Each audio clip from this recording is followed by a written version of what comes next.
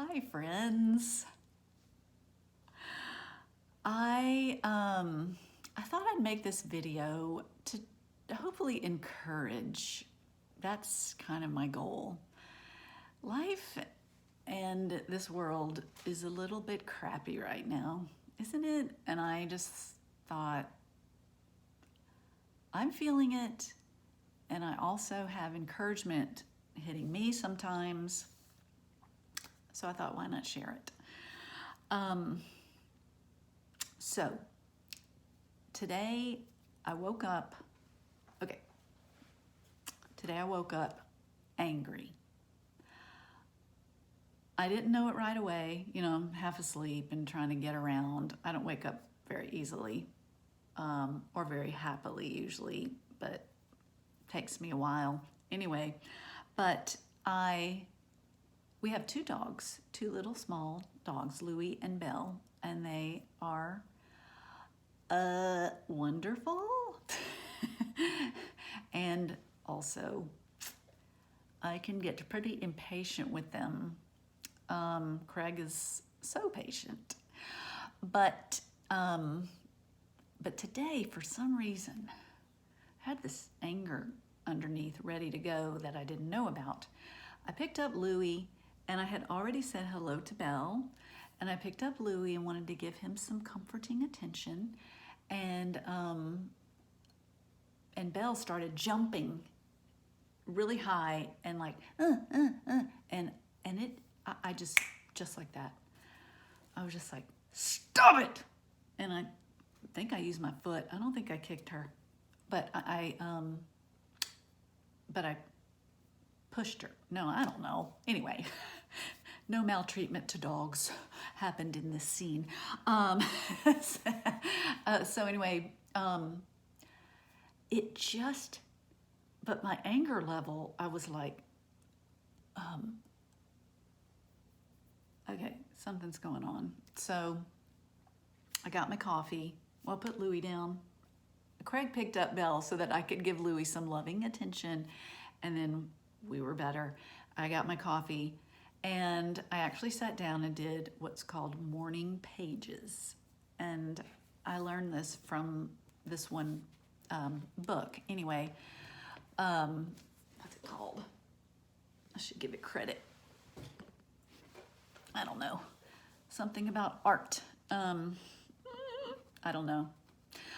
Maybe I'll write it down in my notes down on the YouTube channel. But anyway, it has you do this. I've done it myself for spiritual reasons, and this is more to help with creativity. But anyway, I needed it this morning for spiritual reasons and emotional. So morning pages, you write 3 pages without thinking.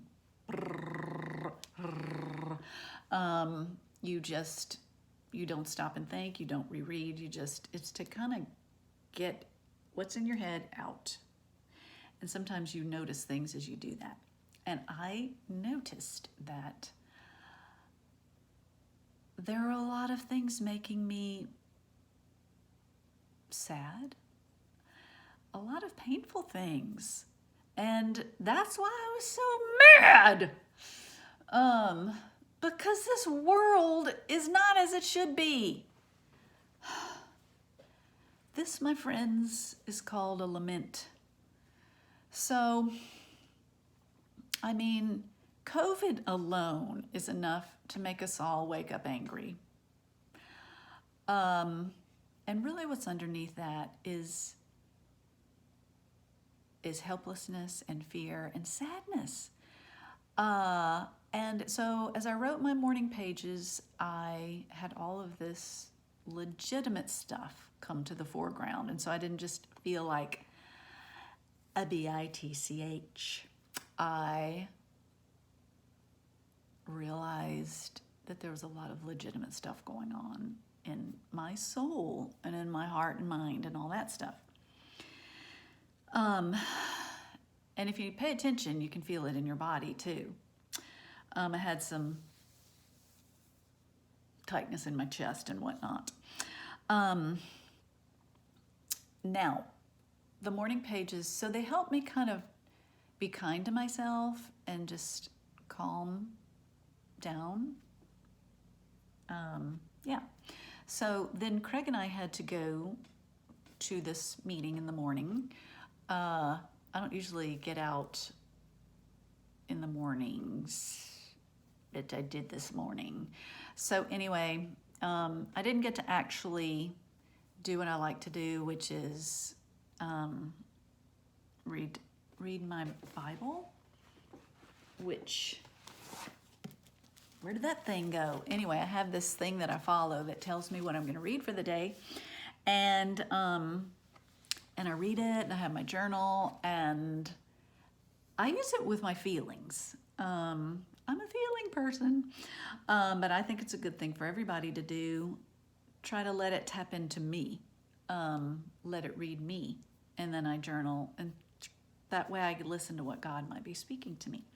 Well, I didn't get a chance to do that, and so that usually really grounds me even more, is letting the Word speak to me that way. So, but we went to our meeting, came back home, Craig left for work, and I thought, well, I'm too busy-minded to sit and read anything, so I'm just going to get busy and do some chores. And so I started doing chores, and I got so angry. I got so angry again. That fast. I mean, it wasn't that fast. Pretty fast. I said, there's this clutter that's getting to me, so I'll start in my bathroom, and then I'll move into the bedroom and start there. And anyway, I just was like, open a couple drawers to try to get the countertop more sparse and feeling like I could breathe. And why is this drawer have so much stuff in it? There's nowhere to put the stuff from the counter into the drawer or the cabinet. And I was just getting so angry at myself. Why have I let this stuff,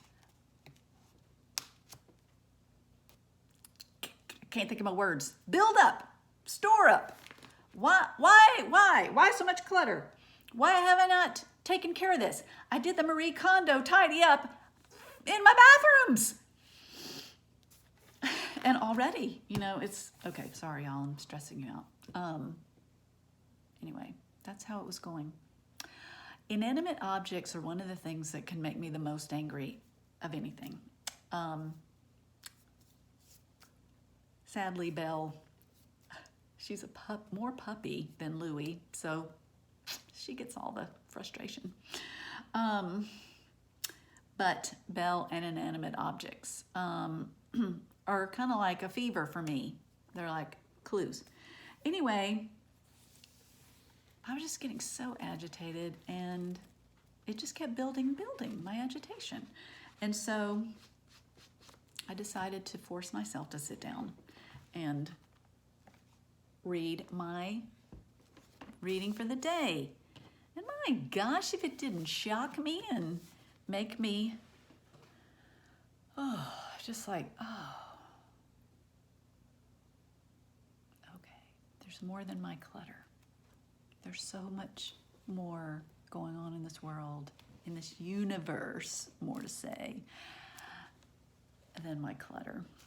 So I want to read this. It's going to sound kind of like cuckoo. It's so epic and spiritual, like transcendent, and not of the material world. So here's what it says. It starts like this. Okay. No, you have not come to Mount Sinai. Sorry, that was the first part. Like the Israelites did long, long, long ago. You have not come to Mount Sinai, which is where, anyway, you can go read that if you want. No, you have come to Mount Zion, to the city of the living God, the heavenly Jerusalem, and to countless thousands of angels. Not just angels, but angels in a joyful gathering. Joyful gathering, so much what we all need right now. But angels, you have come to God Himself. You've come to God Himself. You have come to the spirits of the righteous ones in heaven who have now been made perfect. So people who have died, they're now in heaven, and somehow we are coming to them now. You have come to Jesus, the one, and then it talks about who He is, the one who mediates the new covenant between God and people. And you not only come to Jesus, it says, but you come to the sprinkled blood. That really shocked me. Like, what? Because it had been talking about places and cities and people. And then it says, and to the sprinkled blood, which speaks of forgiveness. Instead of crying out for vengeance like the blood of Abel. How about that? That really got me, because I've thought a lot about Abel, because I feel like Cain a lot of times. Anyway, I resonate with Cain. The envy and aggression of Cain, I feel that in me. And so I've thought a lot about that. And so anyway, the blood of Abel cried out because he was innocent. Well, the blood of Jesus, He was the most innocent of all, and yet it cried out for forgiveness. I mean, what a passage. So I was so, God's Spirit in me really moved in my own spirit with those words. He gave me faith to believe these things. And it's just it greatly encouraged me that there's so much more going on than meets the eye, and that we are living in the now and not yet. Sometimes have you heard that phrase? It's just an awesome phrase. It's been around for a long time now. But it means we're living both in the now, meaning Jesus has inaugurated amazing renewal to this planet and to us humans inside us. But there's also the not yet, which we're all very aware of, right, on this planet and in ourselves. The not yet, there's a future that we can hope for, that then we won't have to have the not yet anymore. But anyway, sometimes I only feel the not yet. And definitely when I wake up in the morning, and some days I battle it all day. I'm just trudging through the not yet. But friends, we live in the now too. So I think that one of the things I'm going to focus on as I go through my day is the countless angels in a joyful gathering. I need that, and I believe that they are around us.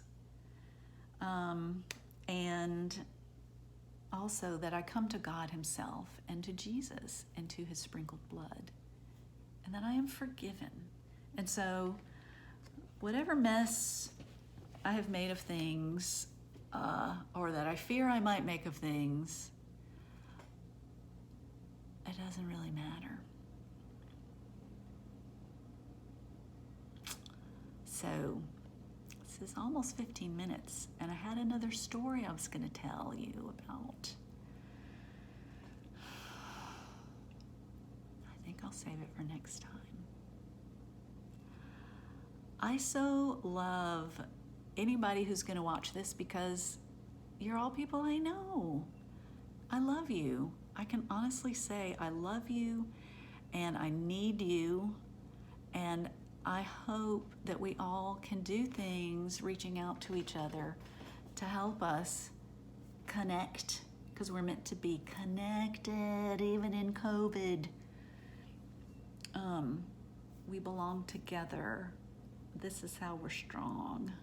So that's why I wanted to make this video. I'm hoping to do more videos. I really enjoy this, so subscribe.